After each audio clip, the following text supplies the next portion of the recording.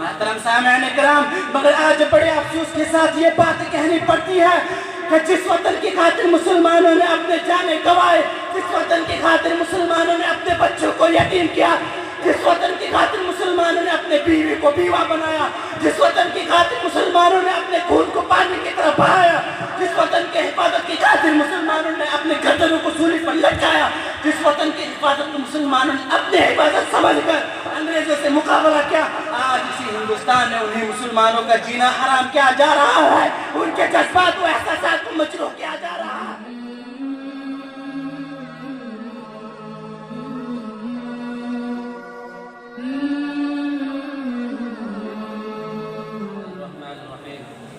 نحمده ونصلي على رسوله الكريم اما بعد فقد قيل حب الوطن من الایمان۔ محترم صدر جلسہ اور میرے عزیز طلبہ بھائیوں اور میرے محبوب از محبوب استاد صاحب، آج میری تقریر کا عنوان ہے ہندوستان اور مسلمان کے بارے میں۔ میں اللہ سے دعا مانگتا ہوں کہ اللہ مجھے صحیح کہنے کی توفیق نصیب فرمائے، اور مجھے امید ہے کہ آپ حضرات غور سے بات فرما کر میرے حوصلہ افزائی فرمائیں گے۔ محترم سامعین اکرام، ہندوستان قومی ایک جہتی و گنگا جمنی تحریک کا علم بردار ہے۔ یہ ایسا چمن ہے جہاں امن و عاشقی اور اتحاد ملی کے بے شمار پھول کھلتے ہیں۔ یہاں کی فضا میں محبت اور یہاں کے ہر فرد میں آپسی الفت ہوتی ہے۔ ہندوستان یہ ایک ایسا پلیٹ فارم ہے جہاں ہندو، مسلم، سکھ اور عیسائی ایک ساتھ طور پر جمع ہوتے ہیں۔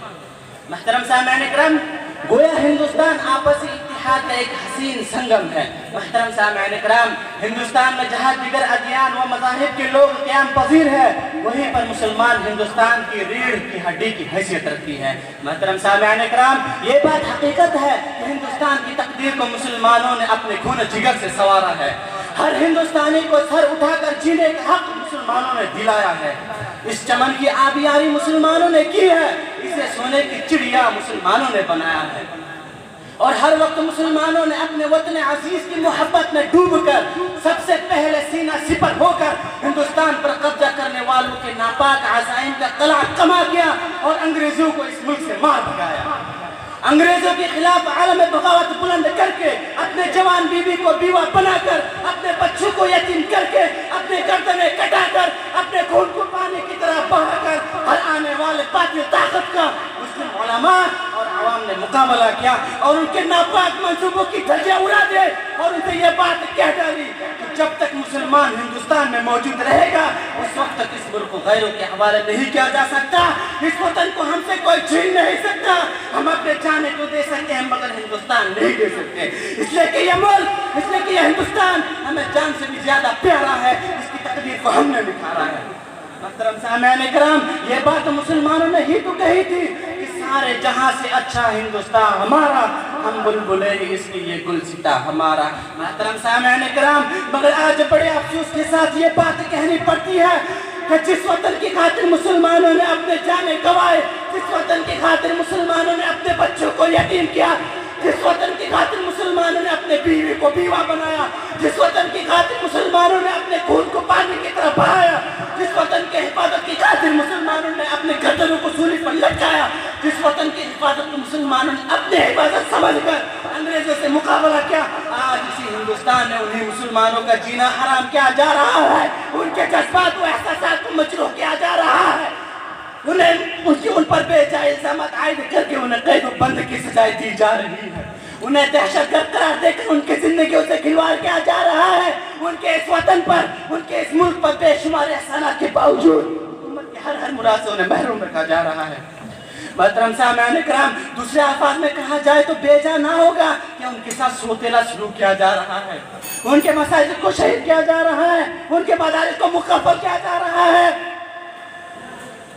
ان کے عبادتگاہوں کو دہشت گردی کے اڈے قرار دیا جا رہا ہے۔ آخر ان تمام باتوں کی بنیادی وجہ کیا ہے؟ جب وجہ معلوم کیا جاتا ہے تو ایک ہی وجہ نکل آتی ہے کہ وہ مسلمان ہے۔ اسی وجہ سے یہ ظالم لوگ مسلمانوں پر ظلم کر رہے ہیں۔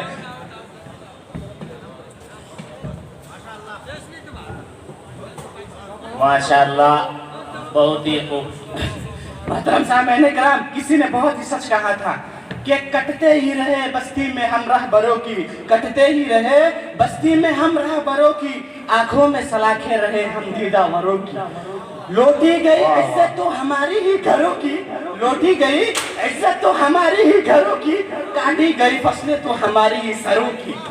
इस देश में बरसों से परेशान है हम लोग, इस देश में बरसों से परेशान है हम लोग, बस जुर्म इतना है कि मुसलमान है हम लोग. ए जालिमों, ए मुसलमानों के दुश्मनों, मैं तुमसे ये पूछना चाहता हूँ कि जरा बताओ इस हिंदुस्तान को इतना हसीन और जमील किसने बनाया? मरकज़ तवज्जुह बना हुआ वो लाल किला किसने बनाया? हिंदुस्तान की कदो कामत की दलील वो कुतुब मीनार किसने बनाई? वो जगमगाती हुई जामे मस्जिद और मक्का मस्जिद किसने बनाई? हिंदू मुस्लिम सिख ईसाई इतिहाद का सबूत देने वाला वो चार मीनार किसने बनाया?